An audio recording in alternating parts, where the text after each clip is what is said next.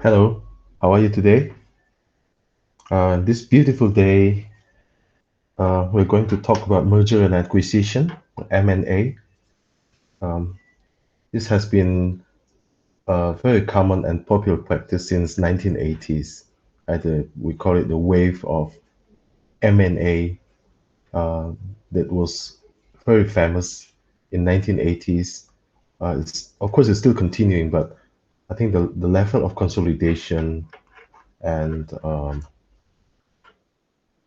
wide scale of merger and acquisition has been like more stable or has been stabilized uh, during the 21st century. Okay, so merger and acquisition in corporate strategy, actually we could differentiate some terminologies among the merger, acquisition, and amalgamation. If we talk about merger, it means that there are two entities that combine into one entity. So it's like two things or two entities that become one. So there's a new entity that see the again the combination or uh, like two different things united into one new entity, merger. And then in acquisition, you see the name there, acquisition. It means that there is an acquirer and there's a target. That's why we call it acquisition, right? So obviously, here one entity is acquiring another company, right? That's acquisition. Whereas amalgamation is I think, the combination of several entities into one company, right? So similar to merger, but I think in a larger scale, and the resulting entity would be um, like a big new entity that represents uh, the units or the other businesses that have combined into the larger entity. So in finance and accounting, we don't really, uh, of course, we care about it, but we don't really, we are not really concerned about the different terminologies. So usually we call it an M&A. Once again, uh, in the field of law and corporate strategy, we might have to care and take into account more about the uh, specific or the precise terminology that we are talking about. But here, we're more concerned about the essence and then the valuation part of the M&A. Okay, so let me share my slides.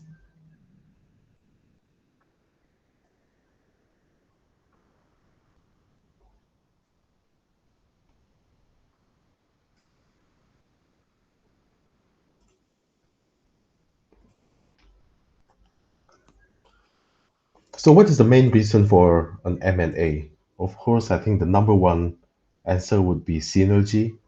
If you ask anyone from any field, the synergy is uh, the first and foremost reason as to why we are doing the M&A, why you want to acquire another company, why you want to merge with another company.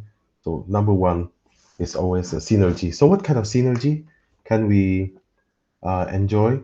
First one is operating synergy. Operating synergy. So we could enjoy the economies of scale.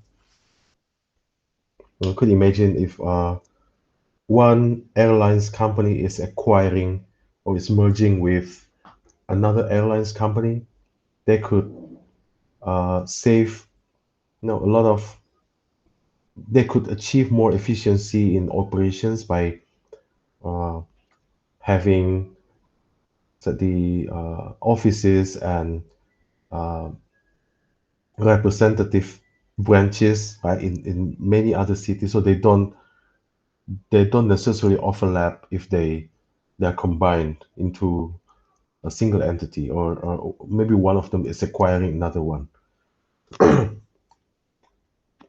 Right? So economies of scale, and then we might have like differential management efficiency. Maybe one of them is more efficient than the other entity. So by combining, by acquiring or merging, actually they could enjoy um, more efficient management and maybe more adept management as well. Right? Financial economies of scale, right? Financial efficiency, uh, lower borrowing costs because now you're bigger. If you're bigger, you have more assets, you have more collateral, you have higher reputation as well. So in essence, you're more bona fide. So if you borrow money from a bank, or if you issue a series of bonds, then the borrowing cost might be lower.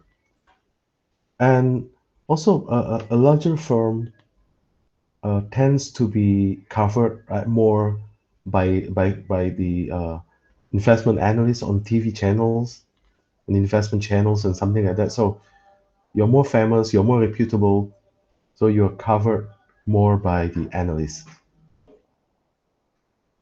Next one, we tax effect, but you have to be careful with this one uh, to prevent yourself from doing it as the like sole reason, because the tax authority in your country might not be happy and might investigate your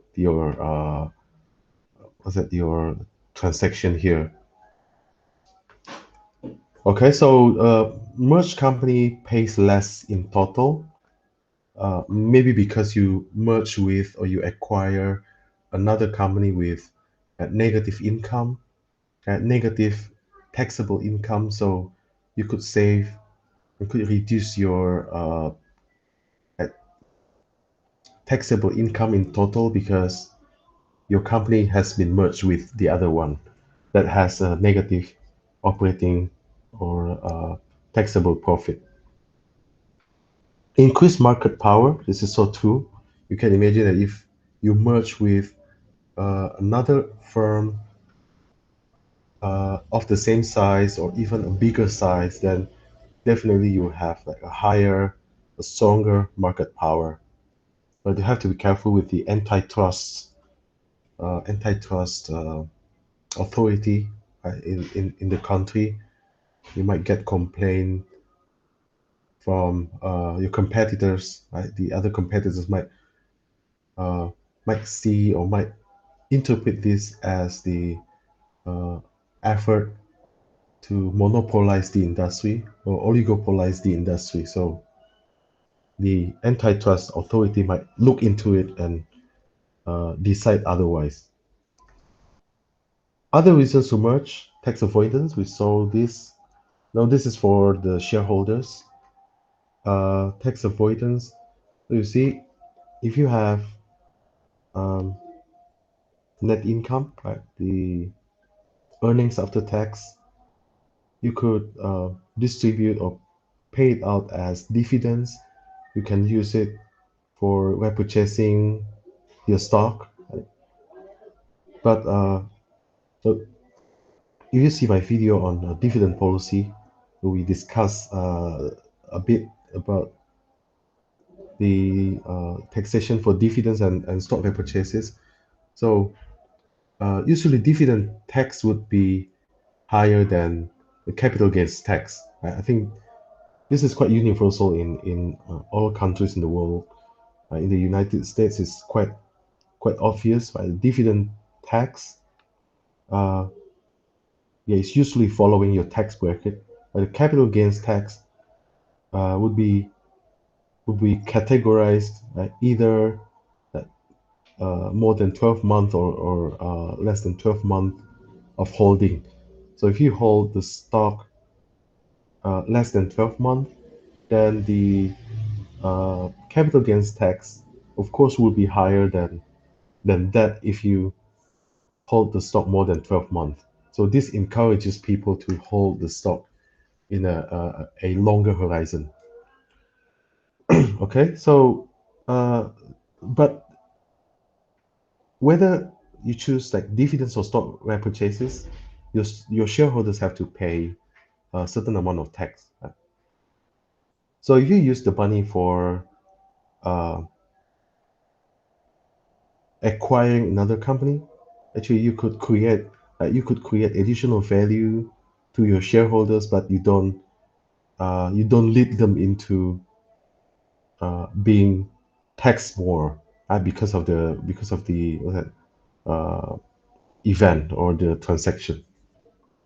Okay, so again, the dividend tax is higher than capital gains tax, but both of them, uh, both dividends and stock repurchases have to pay tax, right? Dividend tax or capital gains tax. But by acquiring or merging with another company, you might be able to create value without leading your shareholders to be taxed more. Then diversification, diversification, of course, if you do especially the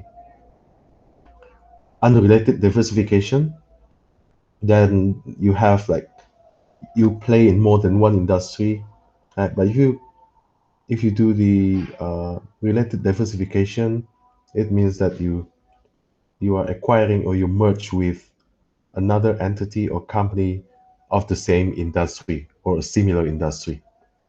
So of course, in corporate strategy, we recommend the related diversification because you have the same core competencies, but now you could diversify in the sense that you're having a portfolio, right? You extend or enlarge your portfolio rather than relying on a single company. So owner manager of a closely held firm. So usually, if the company is still like a closely held firm, the owner or the owners also play the executive role. So usually owners are managing the closely held firm by themselves, right? Because they were the founders. So by diversification, you could uh, access more professional management, right? And by merging or by acquiring another company, you get a better pool of talents, right? Uh, for the for the management or for the executive team. Then another possibility is the executive personal incentives. You see, right? If you were a CEO or a CFO, uh, you would be like um, more likely to enjoy a higher level of salary and bonus if your company were getting bigger, right? So this is common sense, right? If your company is bigger, uh, then of course the first I think the first thing would be you can be like more proud, right? Because now you are managing a bigger company. But I think more importantly, now uh, you could claim or you could fight for a higher level of salary, bonus, or stock option, stock reward, and something like that. So personal incentives could play a big role here, leading the board of management or the executive to pursue the M&A more aggressively. And of course, here, I think the combined value is considered greater than the breakup value. So you could imagine why you want to combine, why you want to merge or acquire another firm. Of course, the rationale should be that the combined value, right, the combined entity is more valuable than the breakup values. However, there are some questionable reasons for mergers among what we have seen. Number one is diversification. So remember diversification, especially the unrelated one. So if you have unrelated diversification, of course you get bigger by having by acquiring another company, for example. But if the target or the acquired company comes from like a different industry, a different sector, then you don't have the same core competencies, right? Because you don't have the same core competencies, this uh, might not be safe, might not be proper. So let me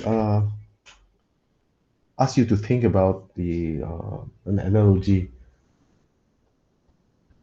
If your company is operating in a highly competitive region, highly competitive country, like the United States or uh, Canada, Europe, right, Australia, Singapore, and some developed countries such as those countries, then you know that the competitiveness of business would be very, very, very high. Right?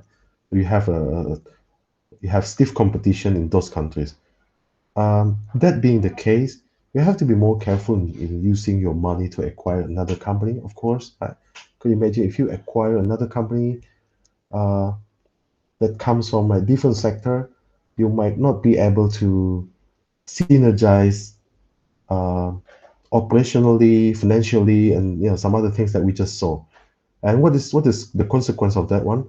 Remember that your uh, existing industry, right? The industry in which your existing firm is playing is not safe to your company. You understand what I'm saying, right? Because the competitors in that industry will always try to, of course, increase their market shares to kick you out of the competition or the industry. Okay, so you have to defend. You cannot simply attack everywhere by buying companies from whatever industries that you want, but your industry, the place that you're playing with or that you're playing in itself is not safe.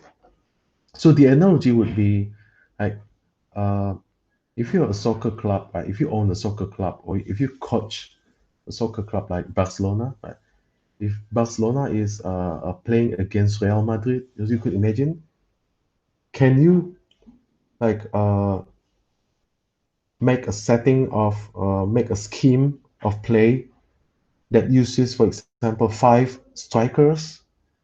You cannot, right? You can't because now you're competing against Real Madrid. So a comparably, strong or as strong as you, right? So then you must have like good defenders, right? You must have like three or four defenders and then maybe four midfielders and two strikers. So you have to be more balanced because you're fighting against uh, playing against the same caliber team.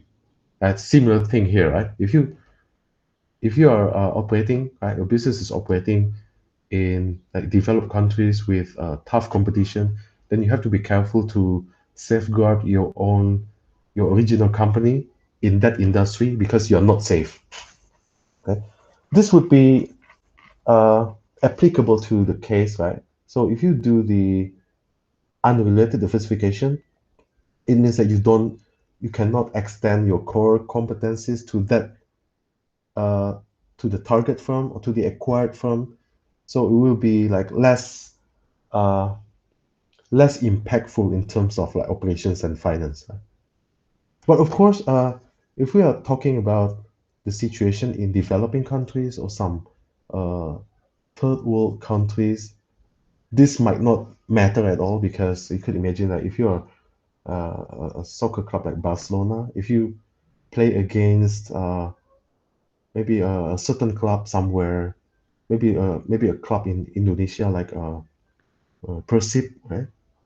Persib in Bandung, then I think uh, it doesn't really matter how many strikers or how many defenders you want to allocate or you want to put in the scheme because most likely you will win anyway because of the different quality players or different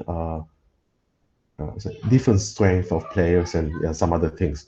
So you see here, if you are in if you're operating in a developing country where the level of competition is not that obvious, not that stiff, then most likely you could gain oligopolistic power or monopolistic power. That being the case, you could be more relaxed or flexible in using money. You could do the uh, unrelated diversification. You could conduct the M&A in whatever style you want because you know that you have a core industry or core business that has become like a cash cow. So you could earn like easy money, and with the easy coming of money, you could spend the money more flexibly or even more recklessly. Right? But again, in competitive countries, competitive places have to be more careful with the reason of diversification for the M&A. And also purchase of assets at below replacement cost. Uh, this also relates to right, the different organizational cultures in different countries. For example, if you see the American culture, they are more uh, like logical in terms of the business thought.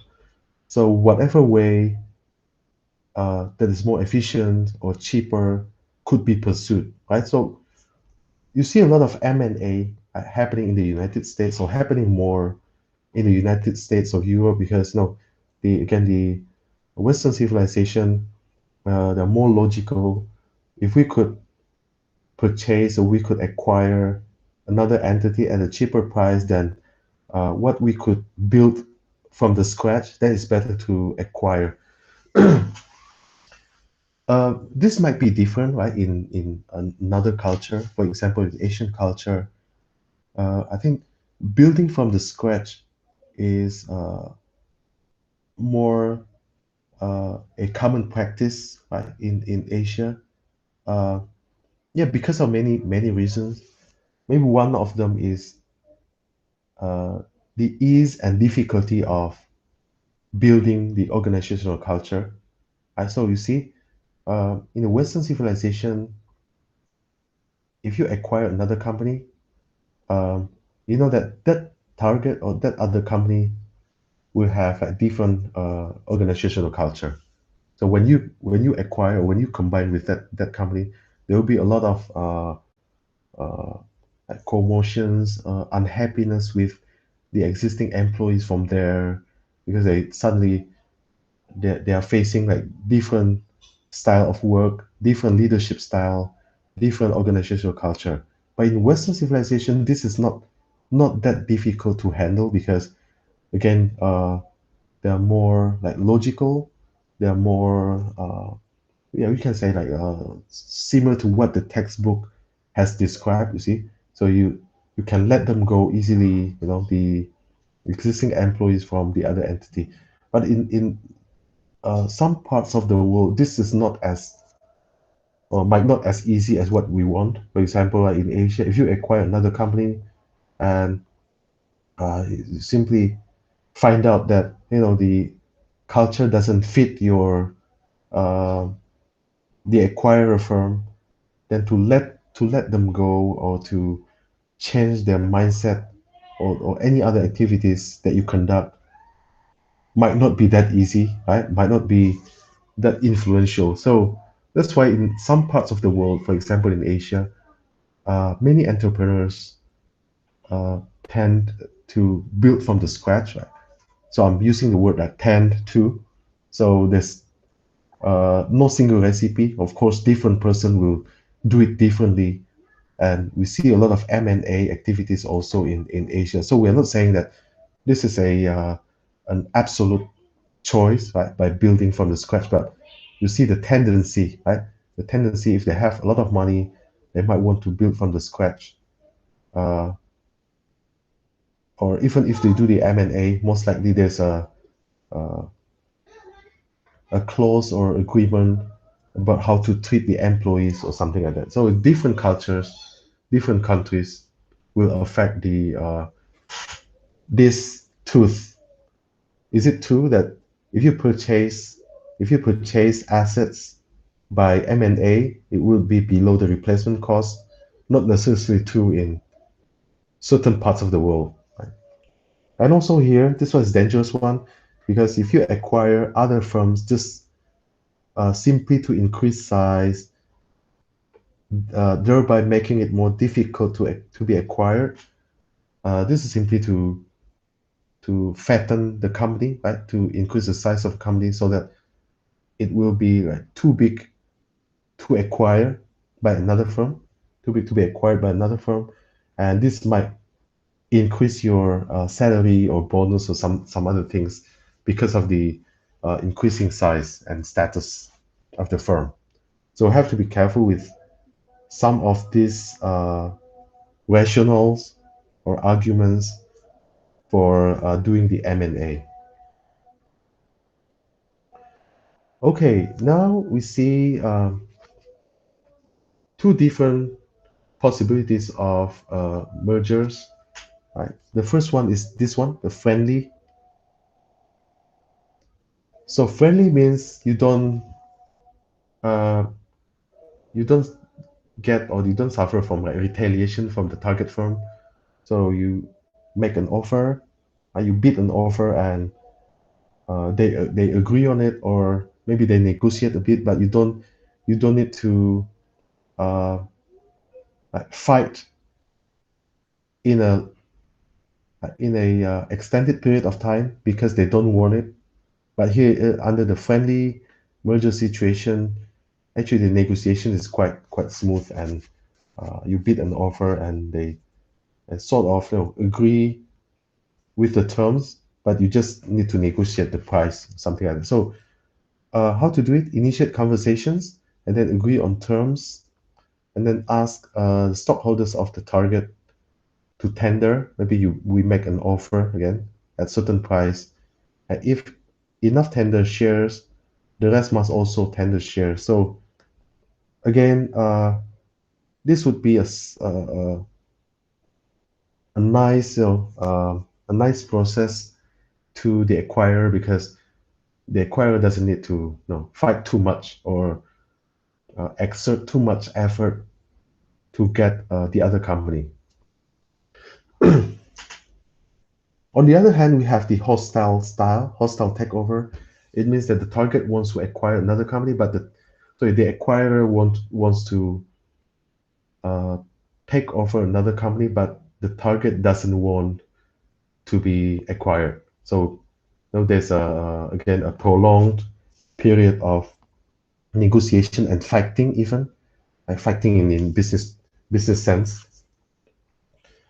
So um, the two possibilities of M&A also differ from one part of the world from the other. For example, you see here in a region like Asia, most likely the takeover will happen with the friendly style, not because not because that they are more friendly than the Western counterparts, but here's the case. So in Asia, most of the companies, especially the big companies, are owned by founders, right, or family, like family conglomerates, right? You can see in Korea they have the a chaebol system. In Japan they have a keiretsu, a conglomeration system. So you can imagine they own definitely more than 30% and even more than 50%. So it's like absolute majority, right? If you own more than 50%. So if you own, you have the super majority ownership, then if another company wants to acquire this or your company, then it's a matter of a simple negotiation, right, between the uh, majority shareholders and the potential acquirer.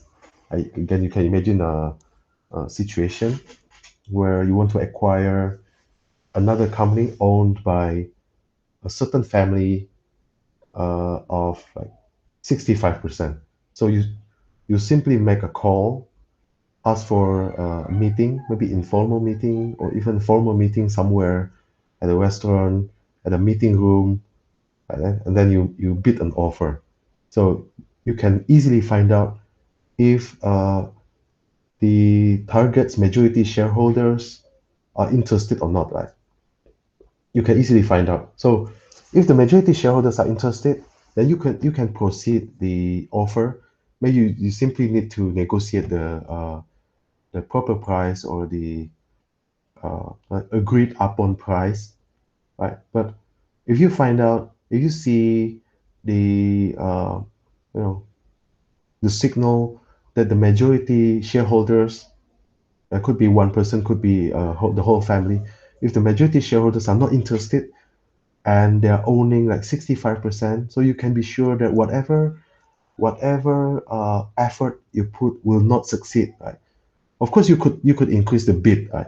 For example, from uh, maybe $15 a share, you increase your bid to like 20 or 25. But if you find out that uh, money doesn't work, right?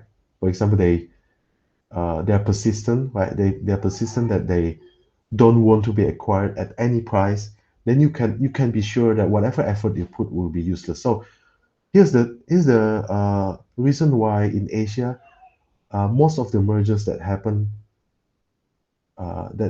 happened were friendly mergers. So we don't see many hostile takeover because again, you simply could acquire another company with a certain price, or you cannot do it at all because the target's majority shareholders are so dominant. So in other words, you get it or you don't at all, right? So hostile takeover is not common in this part of the world, right, in Asia. However, for the case of the United States, hostile takeover is quite common. Right? Of course, not all of the takeovers or M&As uh, end up with a hostile approach or hostile takeover, but we see more hostile takeovers in the United States than, of course, in Asia. And you see the situation. Why is that so?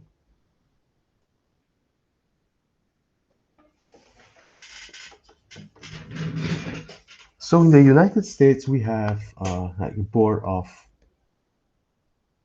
directors that supervises the board of management or board of executives.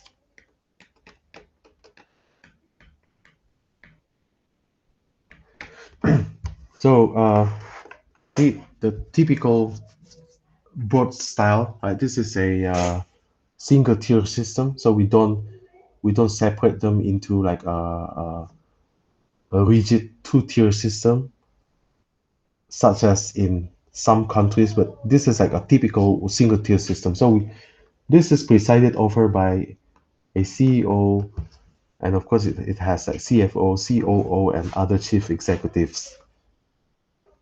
But the CEO is also a member of the board of directors.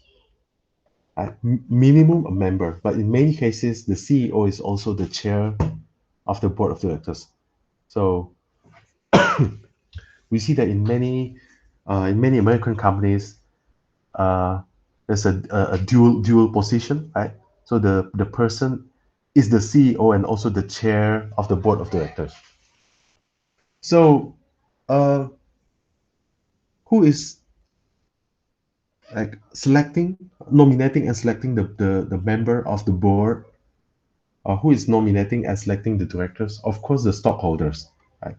But here's the thing, right? In in the setting of the United States, you can imagine, right? Um, there are a lot of shareholders, right? A lot of stockholders that own a company. That could be close to 1 million, right? For a big company, you can imagine hundreds of thousands of owners are owning one company. So each shareholder might own only like 0.0005%. And you see in many American companies, even the majority individual shareholder only owns like 3% or 4%. And then a big institutional investor might own like 8 or 9% only. So there are a lot of shareholders, right? And the shareholding is relatively small, right? Again, a 0.00 something percent. And you see the case of uh, maybe Google or Apple, right? Even the biggest shareholder is owning like only maybe 2%, right? Bill Gates is owning Microsoft now of maybe 2% or 3% only. And Rupert Murdoch is I think the majority individual shareholder of Disney, and he's owning only about 4%, right? So you see that there are a lot of shareholders, and uh, every year when they receive the proxy statement or and other reports, they will have to nominate directors, right? Nominate the members of the board of directors, and you can imagine, if you only own like 0.0005% or 0.02% or something like that, most likely you're not that eager, right? You're not that enthusiastic in returning the form, right? The form of nomination, because you think that whoever you nominate will not matter anyway because your shareholding is too small. So many of the shareholders uh, just simply don't care. They don't return the form, right? They just this is read it and then throw it away. So here's the thing, right? If a shareholder doesn't return the form, right, the nominating form, then uh, according to the law, it's like giving. You can simply give the proxy right, so you are represented by the CEO and the executive. So you give up your right, or you ask the CEO and the board of executive to represent you to nominate directors. So you see the thing, right? If one shareholder is doing that, it doesn't really matter because the shareholding is small. But if hundreds of thousands of shareholders are doing the same thing, suddenly the CEO is having or is entrusted with a lot of proxy rights. And if the CEO has a huge power, huge uh, proxy right, then he or she could appoint directors who are friendly to him or her.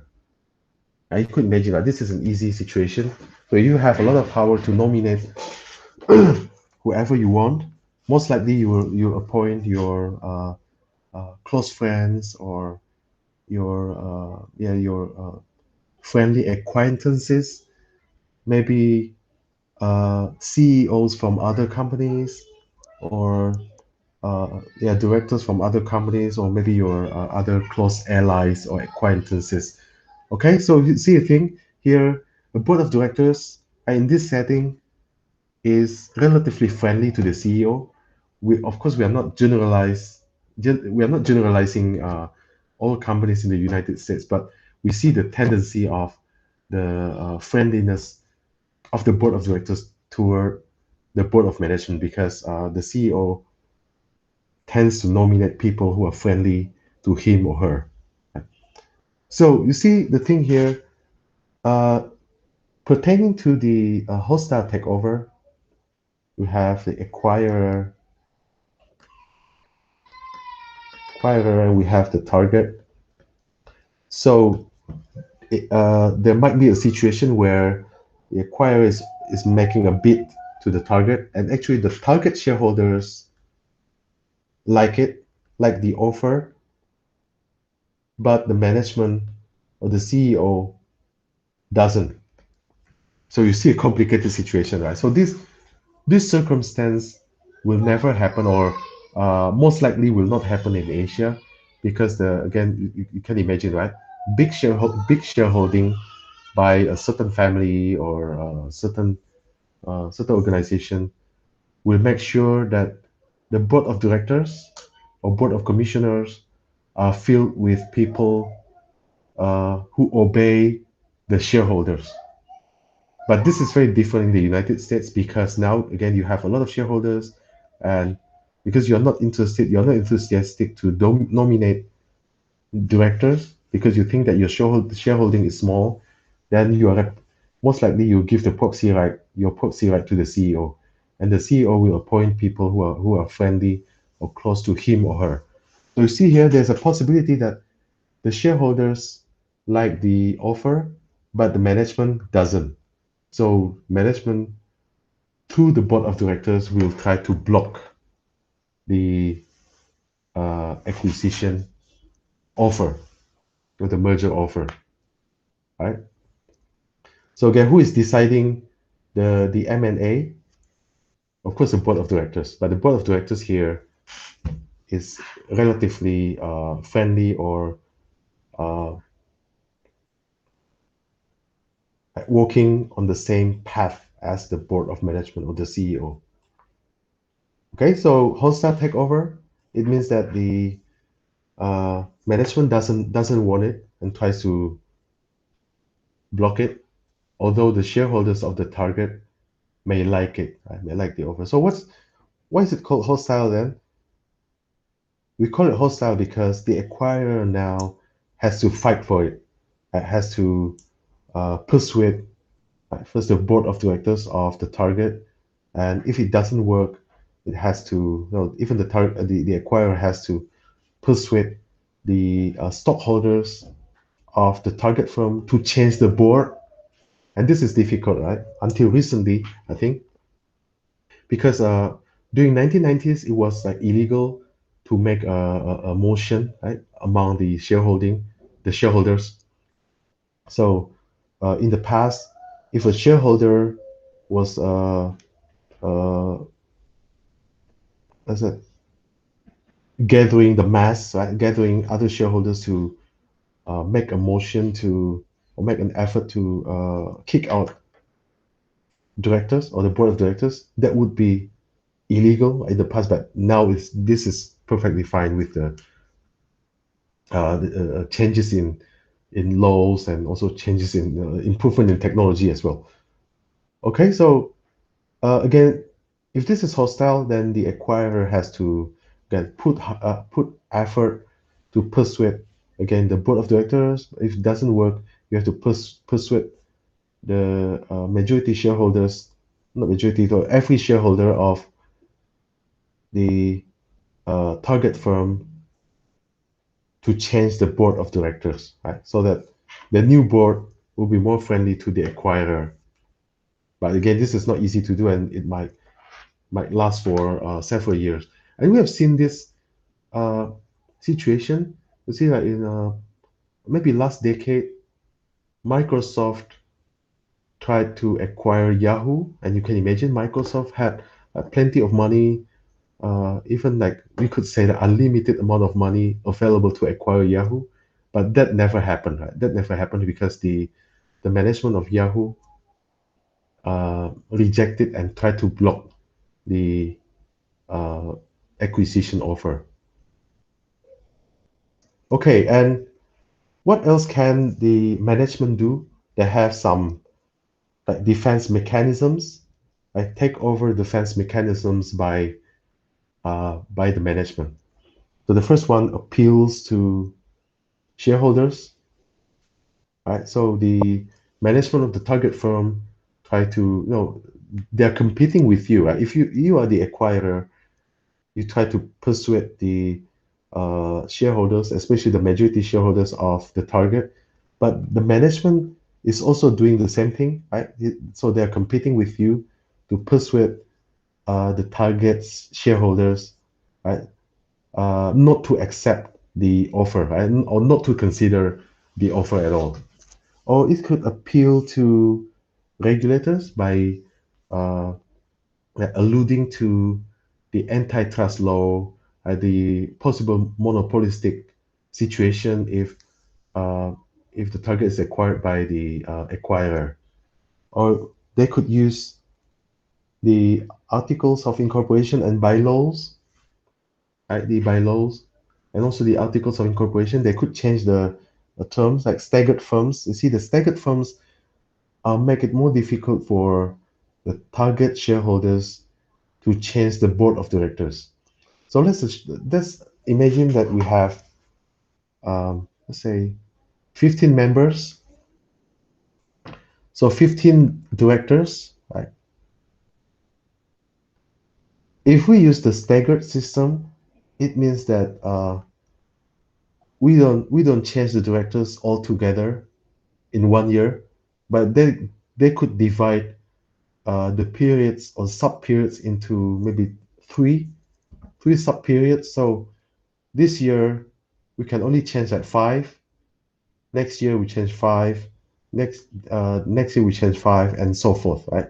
So every year we could only change five. So if you want to win the majority vote for the M&A, if you're an acquirer firm and you want to persuade the board of directors and you want to win, you must have at least eight people. You see here, in the first year, if you could win five people, for example, this has become hostile, and you persuade your target stockholders to nominate other directors, right? But you see here, every year they could only kick out five directors and replace them with five directors.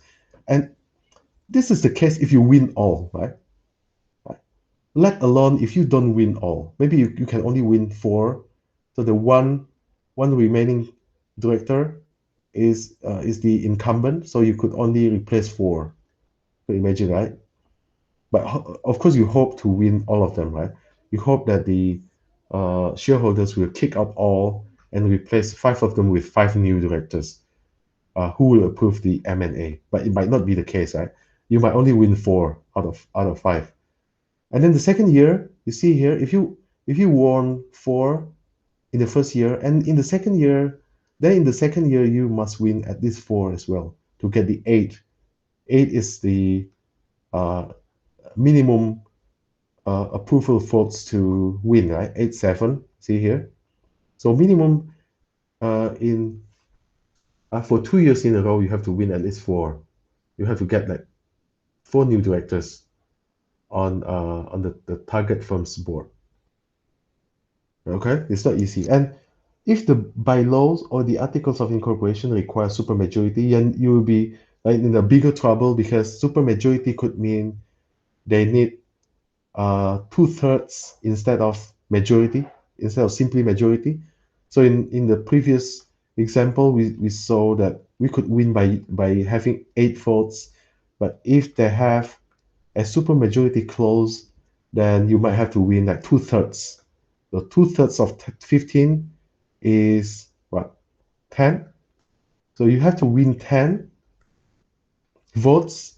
If the current directors are not friendly to you, then you have to persuade the target stockholders to replace 10 directors, and that would be very difficult. So you have to win everything 2 years in a row. That would be wonderfully difficult, right? Wonderfully difficult. Okay, so this kind of mechanisms can be used by the target firm to block your merger or acquisition offer. Another technique, right, they could ask white knight or white squire. This is the same thing here, white squire or white knight. Okay, so you ask another entity, right, to help you out, right? So instead of being acquired by this acquirer, so you ask another entity, another company to try to give you an offer. So you try to block the acquirer, but you give up yourself to uh, another company that is your ally, right? Your ally, or in the same alliance uh, as your company, right? Okay, so white knight, you ask another company, another entity to give you an offer, or to try to take you over instead of being acquired by that acquirer. White square is the same thing. What about golden parachute? Golden parachute, again, this is a defensive measure, right? Golden parachute. So this golden parachute deal could say, right, in your contract, maybe your contract with the executive, in the the target's company contract that says that if this company is acquired by another company, then and if the executive are losing their jobs, they will get a certain amount of money, and that certain amount of money might be big, maybe $50 million a person. So you could imagine if you acquire that company and you let them go, you kick them out, the CEO, COO, CFO, and some other executive, then you might have to pay maybe 50 million or maybe 100 million or something like that. So this is called like golden parachute deals with the executives, right? Especially the target firms executives. So this will make your offer less interesting, right? Make the potential M&A less interesting to you as an acquirer because you have to spend a lot of money, right, to pay the executive if you want to let them go. Another mechanism is poison pill. This is an interesting name you see here, poison pill. It's like taking poison. So this poison pill or shareholder rights provision, for example, could say that if the target firm is acquired by an acquirer of more than a certain percentage ownership, then the existing shareholders of the target are entitled to buy like additional shares at a deeply discounted price. I could imagine this will also dilute your ownership. Right? For example, if the clause or the contract says that uh, if the target firm is acquired by another company by more than 20%, then the existing shareholders of the target could buy or could have an option to buy additional shares at, let's say, 50% discount. So you'll be quite pissed off, right? Because now you buy the company, right? You acquire the company, maybe of like 25%, by 25% ownership.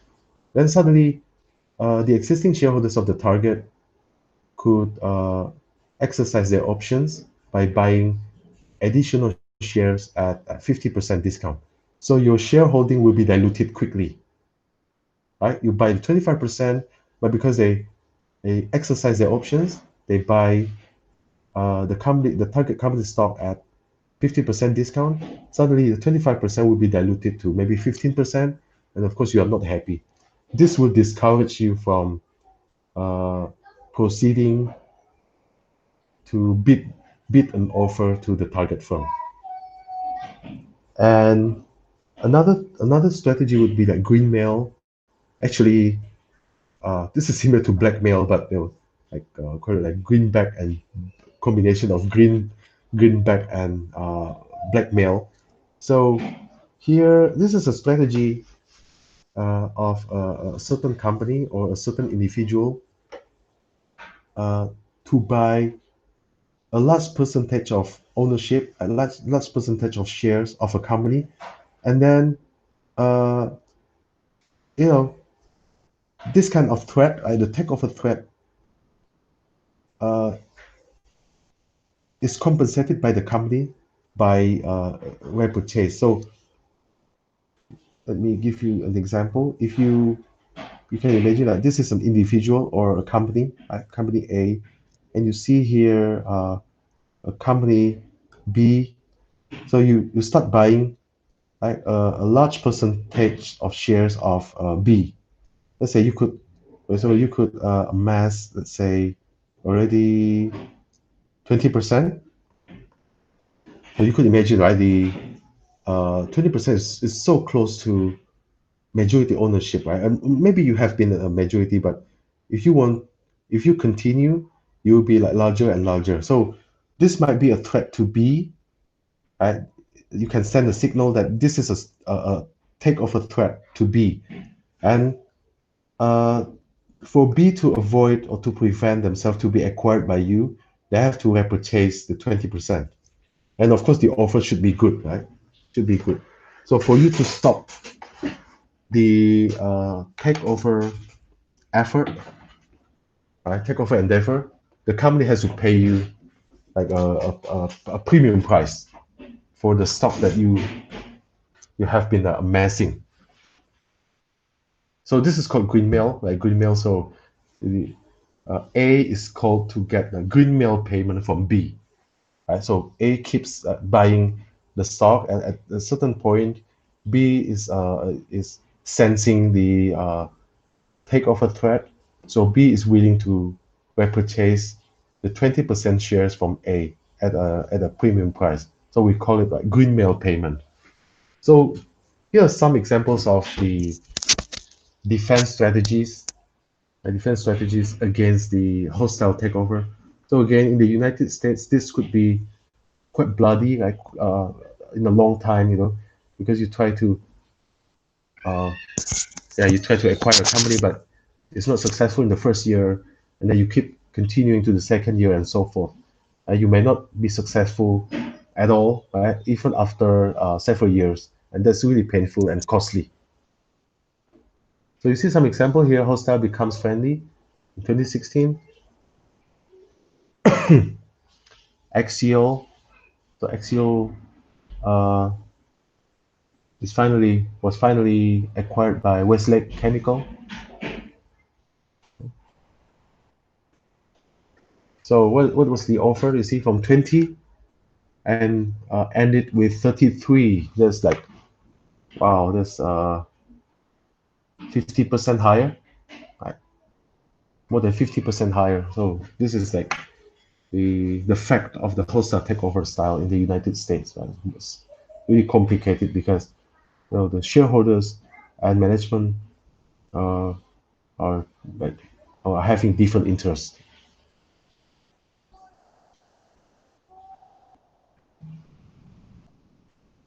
So another possibility besides the M&A is the like making an alliance. So the reasons why alliances can make more sense than acquisitions. So in some settings or some cases, you might want to consider making a joint venture or an alliance rather than combining as a formal company. Right? And we see here anyway we could have access to new markets and technologies using the alliance or alliances, and multiple parties share risk and expenses. So this is just the same thing with acquiring another company or merging with another company. But here we don't have the uh, what's it, the formal unity, right? You don't unite with your partners. You are your own company, and your partner is another company. So you just make a joint effort or an alliance to achieve something, right? So you can share the risk and expenses. Rivals can often work together harmoniously, especially if you have like a new common enemy. See here, so or you have like a big cake to share. For example, if you may not like another oil company because you're competing with that oil company at home or in many places, but you find out that it will be more efficient to work together with your rival to dig a mining, like an oil field or something in a remote area in a certain part of the world. So you still can work together for mutual benefits. Antitrust laws may forbid the M&A. Okay, so you can imagine if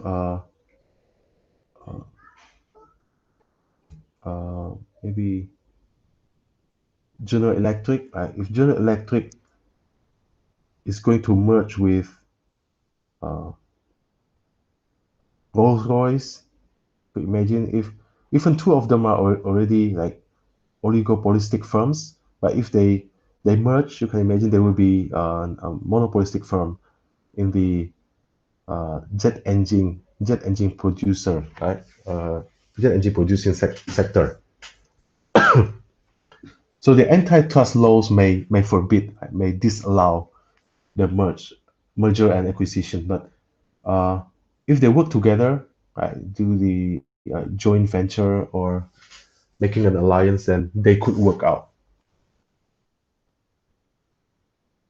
Okay, now we are going to see the calculation, right? Calculation.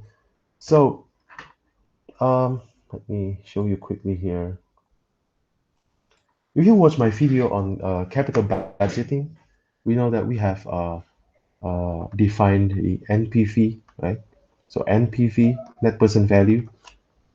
So what is it again? This is the uh, future cash flows, right? Future cash flows in ith period, period one, period two, period three, and so forth, discounted back at the cost of capital. Right? Put them together, and then you plus the initial investment. Initial investment. So the NPV, right, net present value. But in the M&A, especially in the United States, in Europe, and some other competitive countries, the NPV might not work properly for the case of M&A. Why is that? You see the situation, right? The cost of capital might not be stable due to the M&A. So continuing our story, see, um, in the United States, we see a lot of like hostile takeovers. So the acquirer has to fight in a like an extended or in a prolonged period of time to get the target, and that could create a situation where the, the acquirer's cost of capital becomes unstable. So you see, right, from our story above, right? It's not here, but you can imagine again. Let's say the target has a lot of like defense strategies, like staggered again.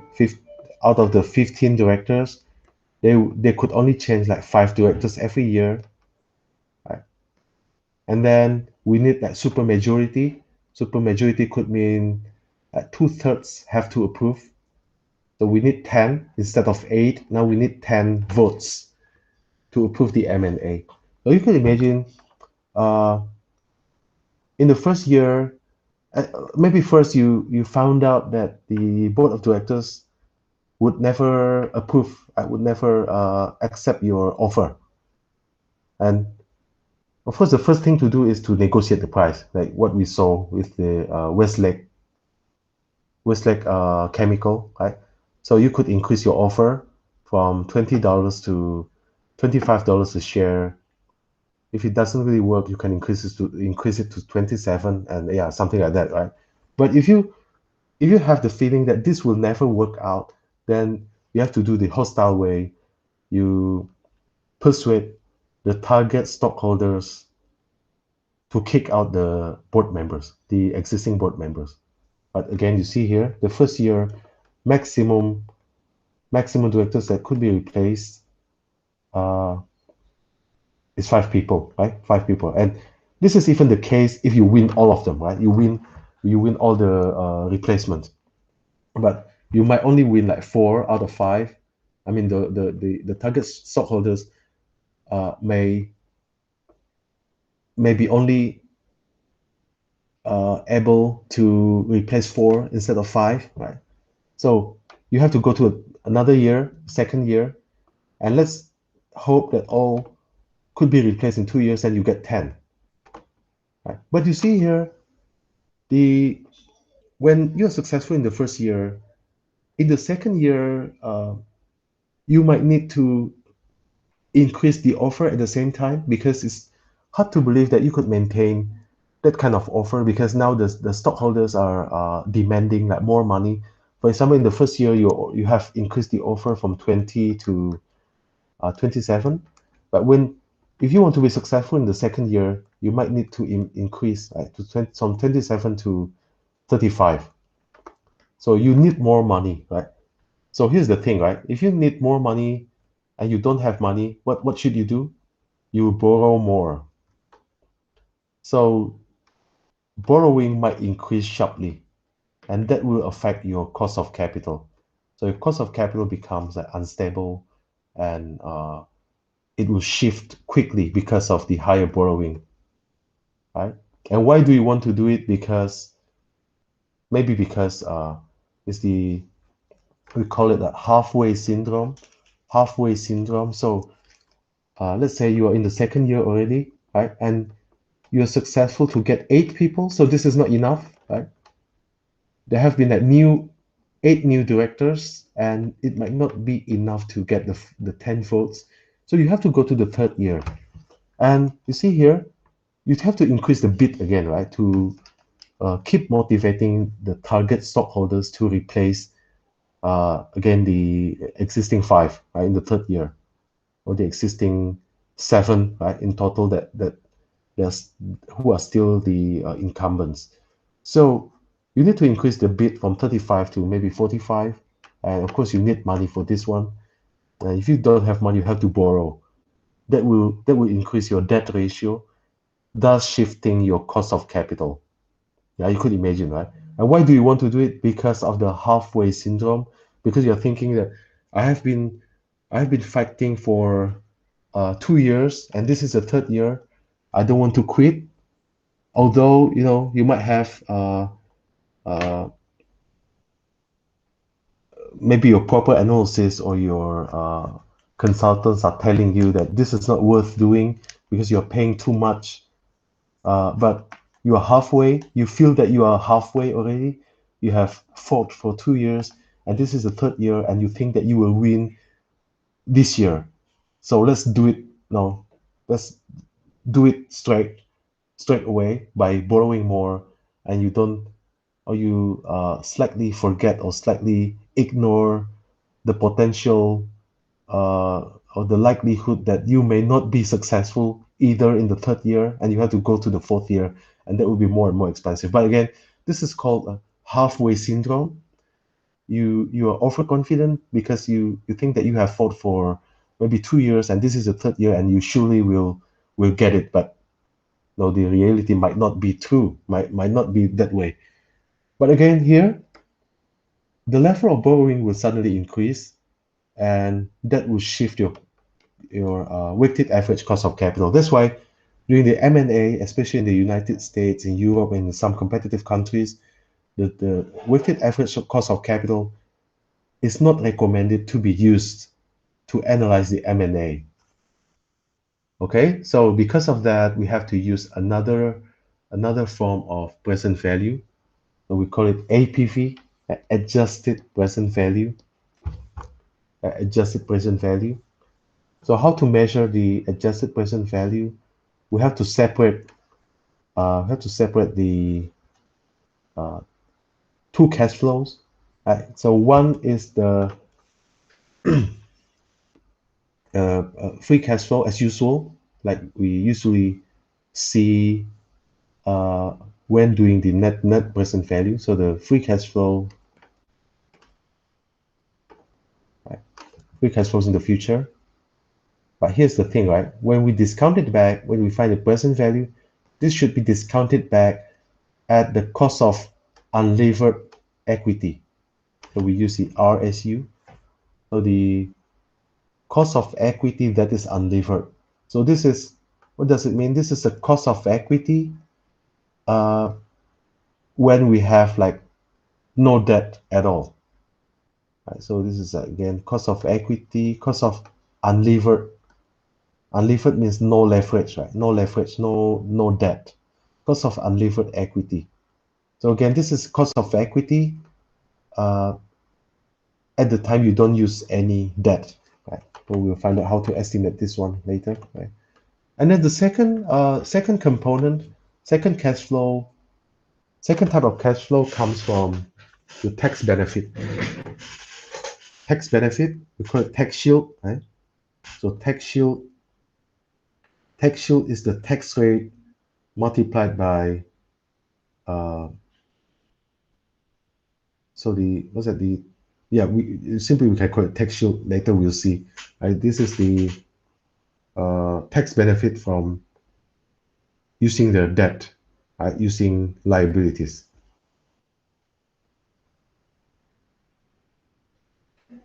So this is also discounted back at the cost of equity that is unlevered.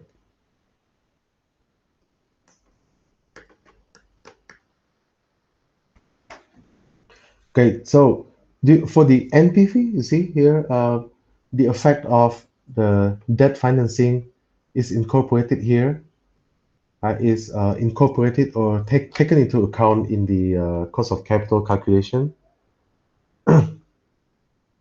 But for the APV, the discount rate is the cost of unlevered equity. So the cost of equity at the time we don't use any debt, but the effect of debt financing is represented here.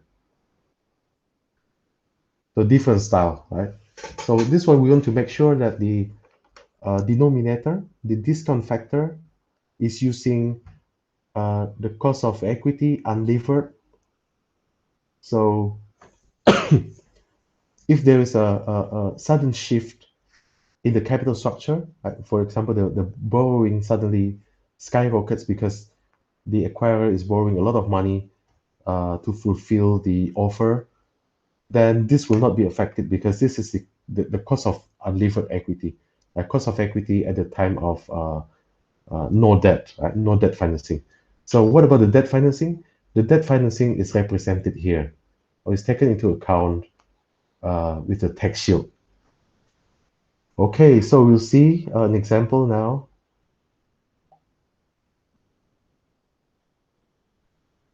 Okay, so we see an example, valuation analysis. So we see the sales, right? For this is the what's that? The year zero. This is year one, year two, year three, year four, year five. So we have 5-year projection. And then beyond year five, we assume that it will be a constant growth forever period, right? A period of constant growth forever. So we can use the beyond year five, we'll apply the horizon value technique. But let's see the items here. Sales minus the cost of goods sold. So we get the gross profit, and then gross profit, after that we deduct the operating expenses here, operating expenses, including depreciation expense, and we get operating profit, assuming that there is no other loss or income, then the operating profit is the EBIT. Right? This is the operating profit because we don't have other income or loss. Earnings before interest and taxes. Then we deduct taxes and get NOPAT. Right? We get NOPAT. So we intentionally pass the interest expense because here the purpose of this calculation is to estimate the free cash flow. So what is the definition of free cash flow again? Free cash flow is a cash flow available to investors. So we have investors, you have your creditors, and you have your owners. So that's why we pass this one. We pass interest expense intentionally because here we are not going to estimate net income, not accounting income, but we are estimating the free cash flow. And free cash flow again is the cash flow available to both investors, the creditors and owners. So we want to make sure that the free cash flow is available to the creditors as well. That's why we skip it here, because if we go with the interest expense after EBIT, then we are estimating essentially the free cash flow to equity holders only, to the owners only. But here we want to estimate the free cash flow that is available to both investors, who are creditors and owners. Okay, so EBIT minus tax or taxes, we get NOPAT. And then after NOPAT, This is a lazy method. They call it that total net operating capital. But I hope you still remember to estimate the free cash flow. So after NOPAT, you add back the depreciation expense and amortization, of course. You deduct the capital expenditures. You deduct the change in net working capital, right? And then you add the horizon value or terminal value,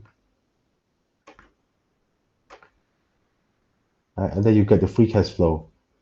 So all of this, the three items here, is called the total operating capital,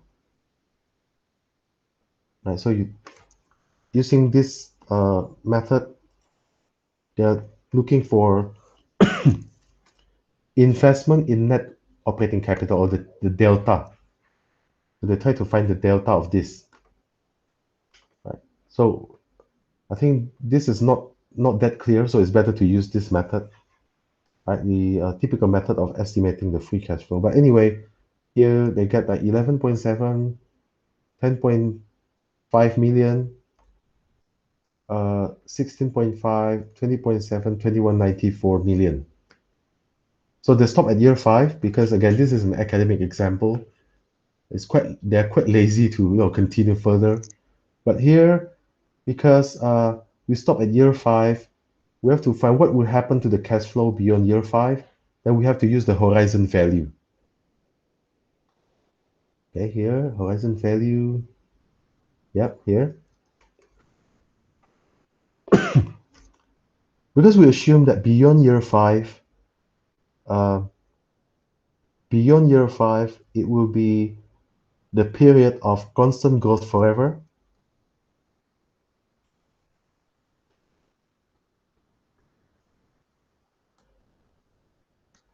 So year 20, what's that? What year was that? Year 5, 2023.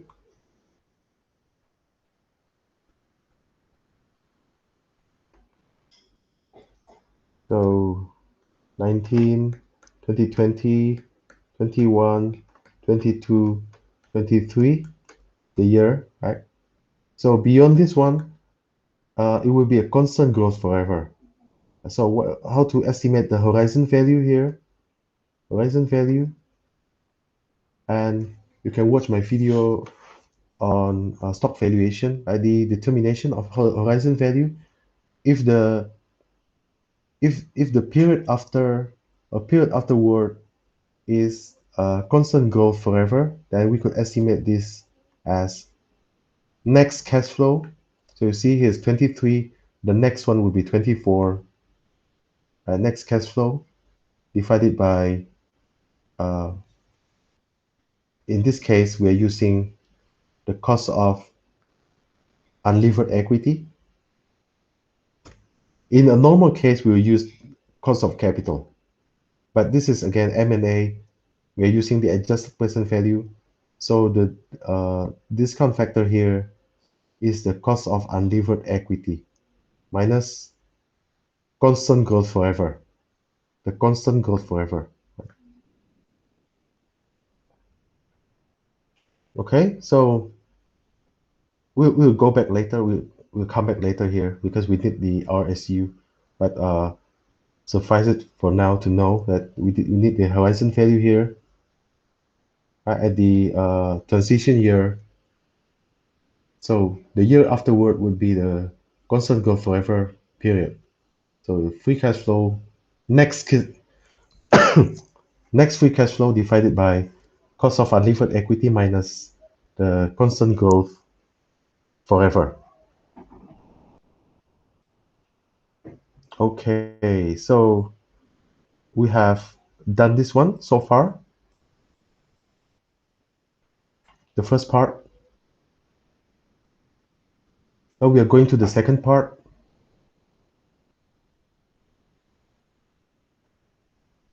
Okay, here, the second part.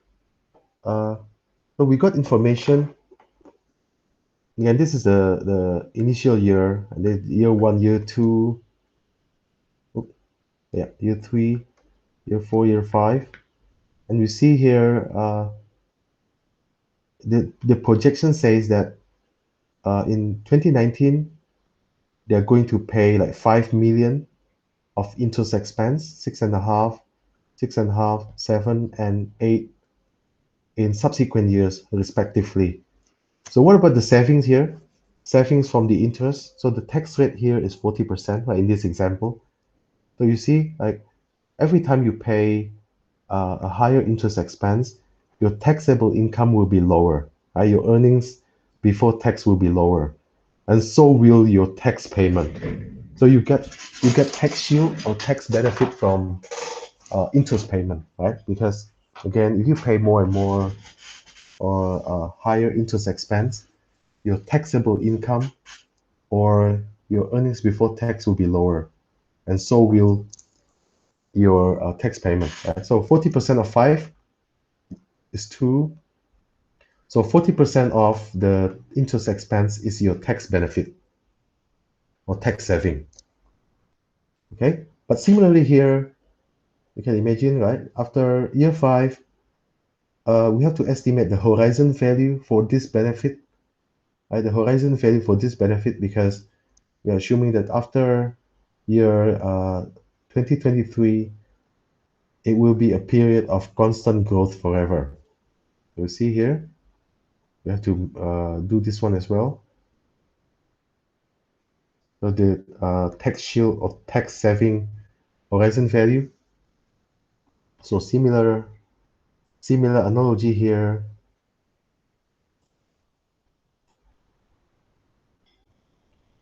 Right? But beyond year 2023, you have the constant growth, uh, constant growth forever period. So you can estimate the horizon value for the tax shield. So this would be what the tax benefit or tax shield next one. So 24. Next tax shield, right? So tax shield in year 24 divided by same thing here, cost of unlevered equity instead of cost of capital minus the constant growth forever. Okay, so we have seen this one as well. So we have seen both components. Now we'll deal with the cost of unlevered equity.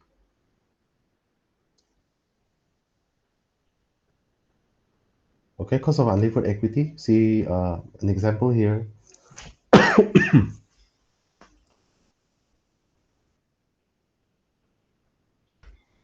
So we have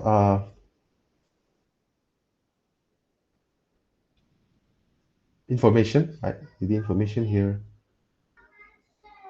Um, Again, the cost has two components. The first one is the cost of debt. So if they borrow money, uh, the interest rate will be 9%, right? This is the cost of debt.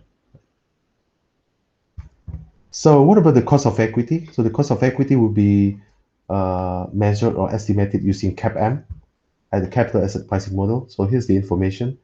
The RF is 7%. The market risk premium is 4%. So market risk premium is the difference between market return and risk-free return. So it's 4%, right? The market risk premium. So market return minus risk-free return. So we get 4% based on the information. And then the beta here, the beta is 1.3. Beta is 1.3. And then the weight of debt is 20%. And of course, the weight of equity would be 80%. So for the cost of debt, this is already informed. Right? We got the information. The cost of debt is 9%. Now, what is the cost of equity? The cost of equity is following the CAPM, risk-free plus beta multiplied by the market risk premium. So we plug in those numbers, 7% plus 1.3 multiplied by 4%. So we get the cost of equity of 12.2%. And we combine it here. we call it the cost of unlevered equity. So here, the weight of debt is 20%, and then the weight of equity is 80%. Okay? So 20% multiplied by the cost of debt plus 80%, this is the weight of equity, times the cost of equity. So we get 11.56% for the cost of unlevered equity. So I hope you notice the difference between the RSU and the WACC. For the WACC, we have to multiply this one with 1 minus tax rate. But for the RSU, for the cost of unlevered equity, you don't need to multiply. You don't need to multiply the uh, cost of debt with the what's it, tax discount. So simply this way. So again, we call it cost of unlevered equity. So we get what? 11.56%. Okay, so now we can estimate the horizon value coming back here. Horizon value for the cash flow, because we just calculated the RSU. So what is the free cash flow 24? This would be the free cash flow 23 that grows by the growth rate, right? The constant growth period, constant growth forever.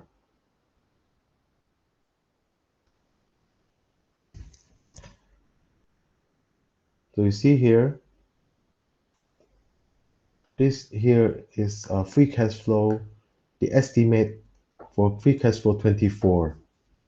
What is the free cash flow 23? Free cash flow 23 is 2194.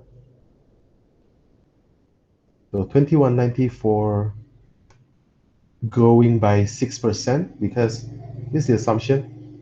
Right? The assumption here is that the constant growth forever is 6%, right? So this is free cash flow 23 that grows by 6%. So again, here the numerator is the free cash flow in the 24th period, right? Divided by, we just estimated here, the cost of unlevered equity, minus, again here, the cost of the constant growth forever. So we get what 418 million. This is the horizon value of the cash flow. Horizon value of the cash flow, of the free cash flow. And we also have another one.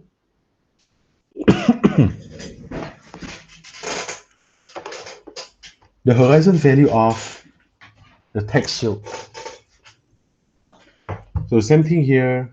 We have to estimate the next tax shield, and next tax shield is the tax shield of 2023 that grows by 6%.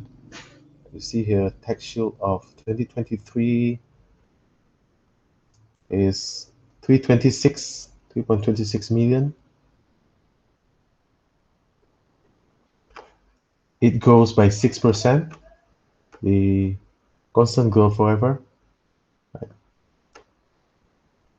So this constitutes the tax shield estimate of 2024. The next tax shield is 2024, divided by the cost of unlevered equity minus the constant growth forever. So this is the horizon value of tax shield. Okay, so we combine them together now.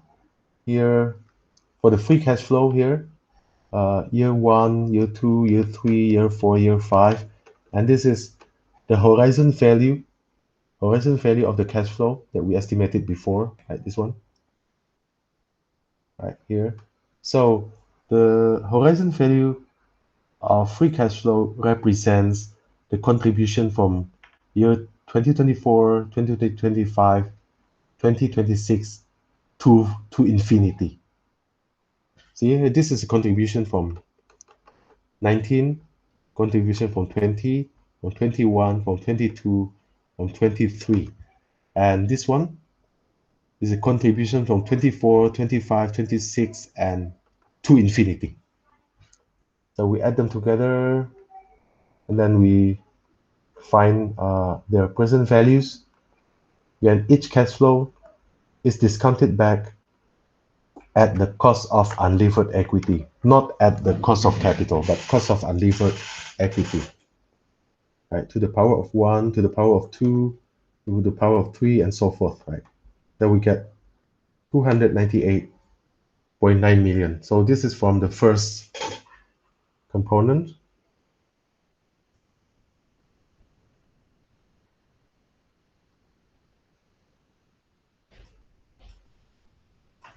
And this one.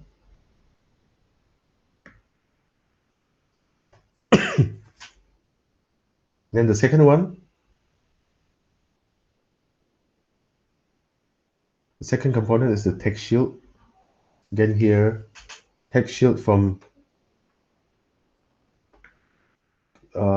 contribution from year one, tax shield from year one or 19, from 2020, from 21, from 22, from 23. And then the horizon value here, you see here, we calculated before here. So this represents the contributions from year 24, years 24, 25, 26 to infinity. Right, so we then add them together. Then again, each cash flow or each tax shield is discounted back at the cost of unlevered equity. Right? The cost of unlevered equity. 1 plus cost of unlevered equity to the power of like 1, 2, 3, 4, 5. Okay, so we get the second component, 45.5 million.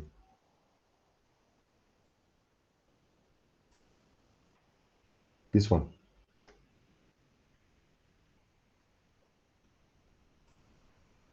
Okay, so when we add them together, it's what's that? 298.9 million for the present value of cash flows, and the present value of tax shields is 45.5. So in total, it's 344.4 million. So that is your what's that, projection or your estimate of the value of operations of the target. And of course, you keep this confidential, right? You do it for yourself, and the target is also estimating itself. So let's imagine that the target has 55 million in debt, and let's say the liquid assets are close to zero, so insignificant. For example, the cash, the marketable securities, and something like that. Let's assume here is zero. So you see that the total value of the firm would be the value of operations that we just estimated before, plus the short-term investments or liquid assets. Liquid assets, we assume it here zero so we are not distracted by it, minus the debt, the value of debt, right? 55 million. So the value of equity would be 289 million, 289.4 million. So this would be uh, the value of equity estimate of the target. And again, you of course you don't tell anyone. This is your secret, right? You do it confidentially, and the target is also doing it for itself. And of course, we have other factors to include. In real life, you have what we call it like D, maybe D-lock and D-lom, right? The discount because of the lack of like control, and this one might be the discount because of the lack of marketability. For example, if you finally buy the firm and you want to resell it later, maybe you have a problem with marketability, and this one discount because of the lack of control, maybe because you will not you will not acquire the company as majority. So you will acquire only maybe 10 or 15% of it. So there's a degree or there's a discount due to the lack of control. Right? So you could add anything that you want, right, to uh, represent the situation, right, to manifest the situation. So assume that the company has that 20 million shares outstanding and the stock is traded right now at 11. So what is the market capitalization? Market capitalization would be 220, right? 220 million here. So the market capitalization, the current market value is 220 million. With 20 million shares multiplied by 11 per share. But what is your secret number again? Secret amount? 344. And of course, you will not tell the target. You will not tell anyone that based on, sorry, this one, 289, sorry. You will not tell your target, nor will you tell anyone about this amount because this is your secret estimate. So in your mind, you know that the maximum amount that you want to pay for the equity is 289. But right now, you know that the current market value of the firm or the market capitalization of the firm right now is 220 million. So you have the what's that room for maneuver, right? Room for maneuver, and we call it premium. The premium could be 69, and of course, uh, see here, your secret again, your secret amount is 289.4. If you divide it by 20 million shares, then the value per share will be 1447. And right now, what is the price right now? The price right now is 11. So you have a room for maneuver, right? From 11 to 1447. So of course you will not immediately offer 1447, but knowing that you offer the current value is 11, you might want to start from like 1150, right? You try to offer 1150, and if it's rejected, you can increase it to whatever, maybe 12 or something, right? So you try to avoid going beyond 1447, theoretically. So see here, the minimum offer would be 11 because if you offer even if you offer 11, they will reject it right away because the current market value is 11. Maybe they'll think that you're crazy because the current stock price is 11 and you're offering 11. That doesn't work, right? That will not work. So you have to offer maybe 1150 or 12, right? You increase it again to 1250 and so forth. And theoretically, your highest bid should be 1447, theoretically. But you see, in reality, because of the again the your ambition and maybe your impatience and maybe the halfway syndrome, you can imagine if you are now in the third year and you so far you have offered 1425. You see, theoretically you should not go beyond 1447, but now you have offered 1425 and you're in the third year. You think that you should proceed because you're halfway already, more than halfway. You will arrive at destination soon, so you keep pushing higher. Maybe you end up offering 25. We don't know, right? From 11 to 25. This is very possible. And if you don't have the money, then you start borrowing. There's always yeah, a lot of interesting stories such as that in the hostile takeover. But we know that theoretically, based on our calculation, we should we should limit our offer to 1447. But again, in reality, you might end up offering 25 or even beyond 25 because you think that you are halfway, you have put a lot of effort, you don't want to lose the chance in your penultimate year, maybe you think, and something like that. So if this is 11, close to 11, then the uh,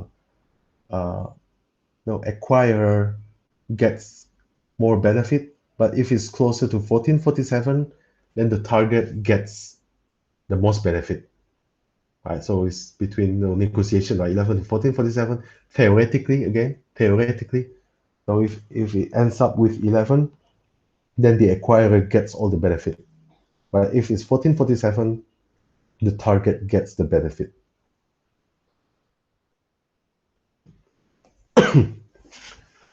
Do mergers really create value?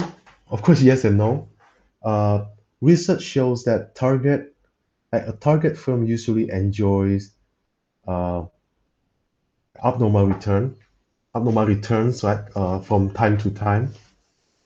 Uh, Even at the time of announcement, for example, if a certain company has been declared or has been announced to be a target of acquisition by another company, usually the stock price of the target will increase. So they will enjoy abnormal returns.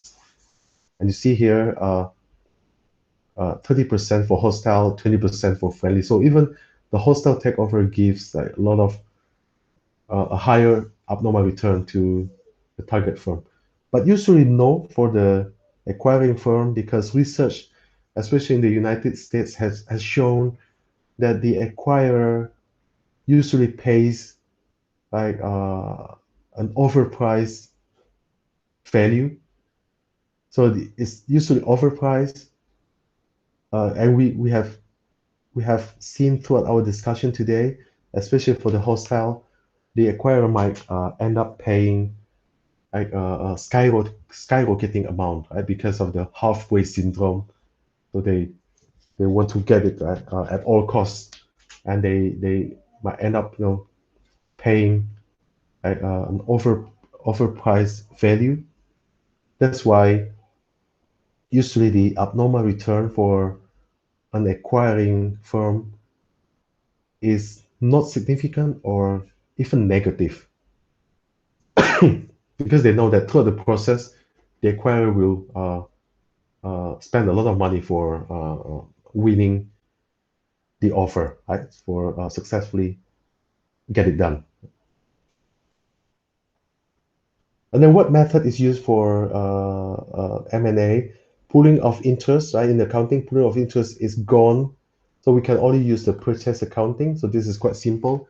See here, the assets of the target, the acquired firm, acquired the target, are written up. So you're using the market valuation, right? Using the market value to reflect the purchase price. And of course, most of the time, I think maybe almost all of the time, the purchase price is above the net asset value or the book value. So the difference would be recorded as goodwill. You see here, if the book value of your target is say 5 billion, the book value of your target, but you bought it at maybe yeah, let's say 10 billion, then the difference of 5 billion is recorded as goodwill. So you can imagine your accounting balance sheet, right? So you have a new thing. Uh, was that the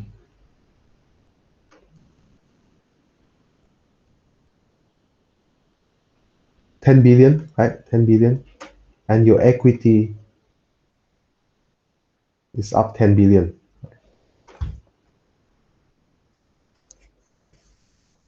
Okay, so if you if you again if you bought it above the book value, then the good so the asset will increase by 5 and the goodwill will be 5, so 10 anyway.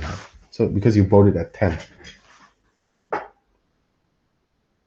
However, goodwill can no longer be amortized, but instead it has to go through impairment test. So in our previous example, the goodwill is 5 billion because again you bought it at you bought it at 10 billion, and the goodwill was 5 billion, because actually the book value of the target is 5 billion. So the goodwill here is 5 billion. You will not amortize it.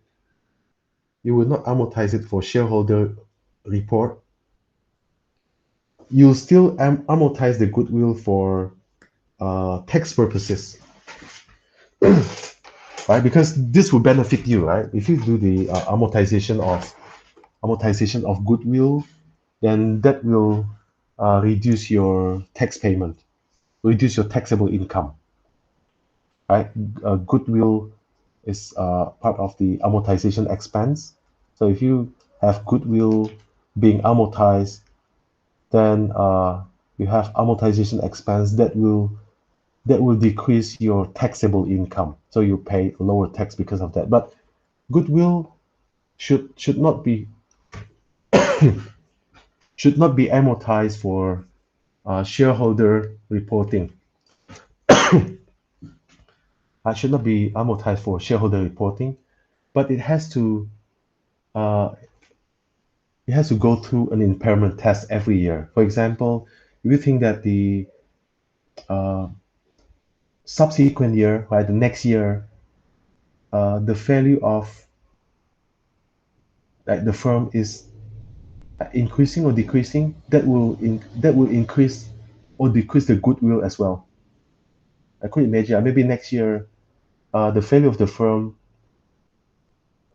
drops from 10 billion to 9 billion, then the value of goodwill will drop from 5 to 4, and vice versa. If the value of the firm increases, then the goodwill uh, will increase, right? So impairment test. Of course, in accounting, we have the conservatism method. Yeah, you have to check in your country. For example, here in the United States, you see here, if the market value has declined, then the goodwill will decline as well. Again, for our example here, maybe the value of the firm declines from 10 billion to 9 billion, then the goodwill in our previous example would drop from 5 to 4. But what if the market value increases from 10 to 11? Then for conservatism reason, you might not increase the goodwill, but you will record the goodwill as it is, as the original amount. But you have to check the accounting principle in your own country. But again, for tax purposes, right, the financial statements that you submit to the regulators, then the goodwill can still be amortized, right, as amortization expense. Merger-related activities of investment banks, they help you identify targets, they help you arrange mergers. This is very similar to the investment bank that helps you during the initial public offering, right? Identify target, arranging merger, right? Developing defensive tactics, and maybe to help you also uh, handle or uh, overcome the defensive tactics of your target, right? So they can help you as well. And then they help you calculate the market value that we did before in a more formal and robust way. Right? And they can also help you finance the mergers, the M&A, and they could operate as an arbitrager. They try to get arbitrage, like buy a cheap company and sell it again at a higher price. So major types of divestitures. Divestitures are here. You can sell the entire subsidiary to another firm. Maybe the subsidiary is not profitable anymore, and you want to sell it. For example, what's that? Maybe IBM, right? Maybe last decade or 2 decades ago, it sold the uh, PC subsidiary to Lenovo, right? So it sold the entire subsidiary. You could do the spin off, right? Because spin off subsidiary to be an independent firm. So you see here, you have at first you have you see the difference between the second and the third one.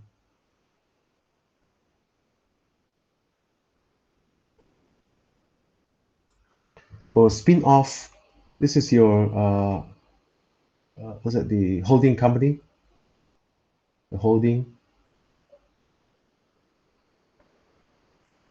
and for example you have a division, right? A certain subsidiary, strategic business unit number one, for example, and this one from strategic business unit you spin it off.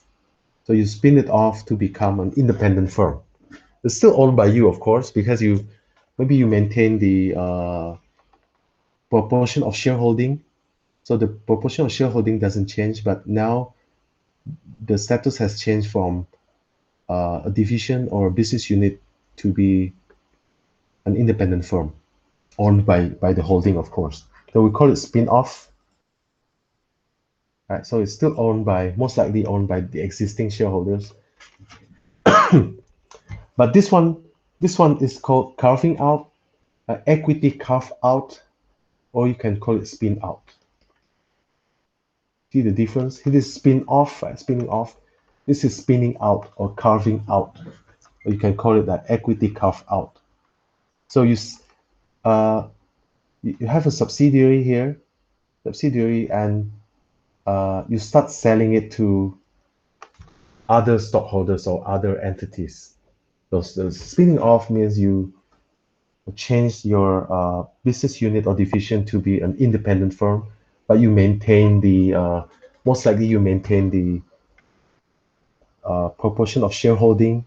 But for carving out, you sell, you start selling the stocks of your subsidiary to other people or other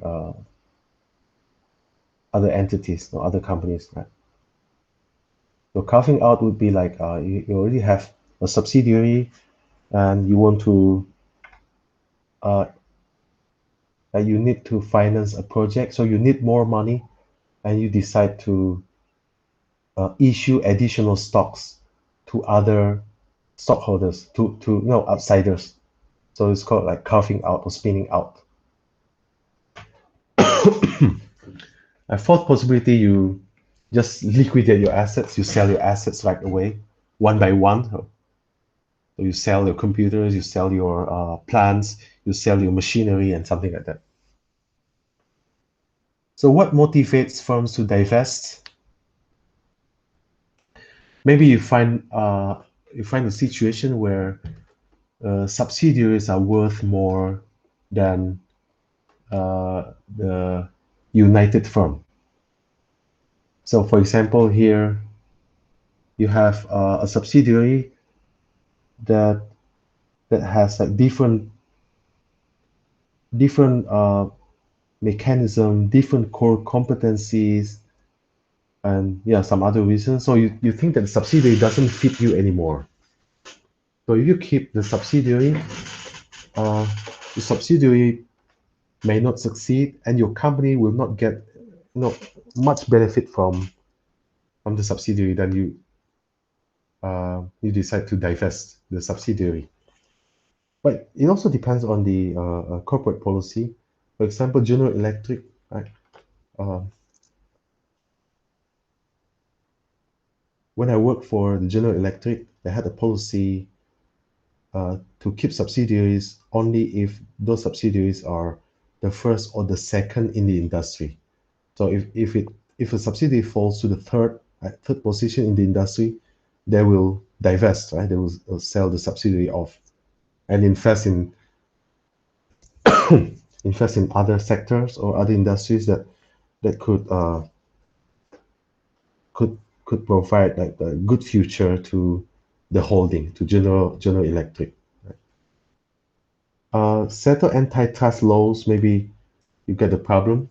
This happened before, maybe in Indonesia. At that time, Singaporean Singaporean firms were having big stock ownerships in was it Telkomsel and Indosat, and I think those firms were ordered by the court to you know to break, to let go one of them, and the of course, the Singaporean firm decided to retain the Telkomsel, but the other company had to let the Indosat go. So enterprise laws in every country are different, so we have to check it, to check them from time to time. The subsidiary's value may increase if it operates independently. So it's related to the first point here. The subsidiary is not developing, not progressing under the holding. So it's better to let the subsidiary uh, be acquired by another company, or let it be independent, right? uh, be operating as an independent firm. Do you want to change strategic direction? This is possible. So from one direction, or one core competency to another, you want to change direction. Maybe you want to go. You want to focus more on your domestic market. So you want to let go some global endeavor. And this happens to General Motors. You say General Motors has been quitting a lot of global markets, right, in Asia, in South America, and something like that. So they might want to change strategic direction. To shed money losers, if the subsidiary is not money making, or even is uh, exerting a lot of expenses, then it's better to let it go.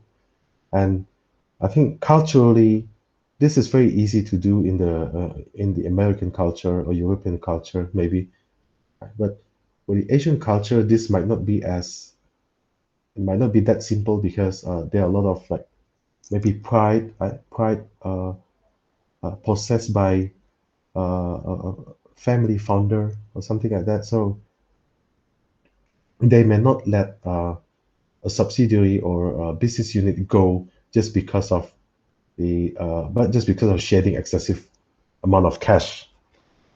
And this reason is quite understandable. If the holding needs cash, it has to sell something, and they will start from a subsidiary that is least profitable or least prospective to the holding. So what is a holding company? Holding company is a company or corporation that owns the stocks of other companies. So it owns like a lot of subsidiaries, stocks in many subsidiaries. The holding company in Singapore, the famous Temasek Holding, uh, usually in Asian countries, maybe in Europe as well to some extent. They have a lot of holding companies that own many uh, other companies or many other subsidiaries. So advantages of a holding company, you can control with fractional ownership. For example, if you own 35%, you may be a majority shareholder already, right? So you don't need to even have like 100%. We simply have like, of course, if you want to have the absolute control, you must have like 50% plus one. More than 50% uh, would be like an absolute control. But even if you own like 25 or 35%, you might be a majority owner already, and you can affect or influence a lot of strategic decisions of the firm. You could isolate the risk, so you don't spend 100% on one particular firm, but you could diversify. You put your money in many other firms, and anyway, you have some levels of control over those firms. Disadvantages, you have multiple taxation depending on the country. You can imagine that if you are holding, you own subsidiary number one, subsidiary number two. So if you get dividends from subsidiary number one, the uh, dividend income will be taxed. Again, depending on the country, right? Depending on the country, okay. In some countries, for example, in Indonesia, if you own more than 25% of a subsidiary, and if that subsidiary is paying dividend, then the dividend is not a taxable income. So it's essentially a tax-free dividend if you own more than 25%. But again, every country has different regulations that you have to always observe. Okay, so in a normal situation in common countries, if you get dividend from your subsidiary, then you have to pay the dividend tax, right? And you see here, if your holding pays out dividends to the stockholders, to the owners, then the dividend will be taxed again. So you see a lot of like taxes that the holding uh, pays, right, because of the situation. But again, every country will have different regulations. Maybe certain countries encourage the entrepreneurs and companies to be listed on a stock exchange, and they give some tax discounts to this kind of things. And also ease of enforce dissolution. Uh, this is hard to say, but in certain situation, you could imagine dissolution could happen because maybe other stockholders selling their shares, right? Selling their shares to like a majority newcomer. So you may not have the strong control over that firm anymore. And if the no, if the new owner, the new majority owner wants to uh, spin the company out, then that will happen because now you don't have a majority control over the firm. So could dissolution could happen, of course.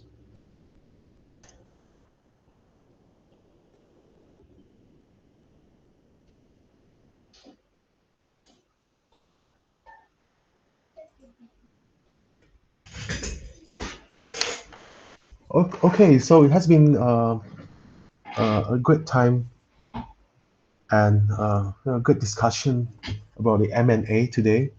I see a lot of common practices that we have been seeing in the market. Again, the M&A wave has been popular in 1980s.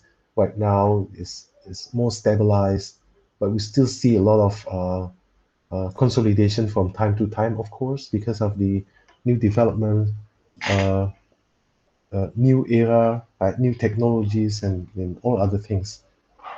So thank you very much for watching this video, and we'll see you again in other lecture series or other topics.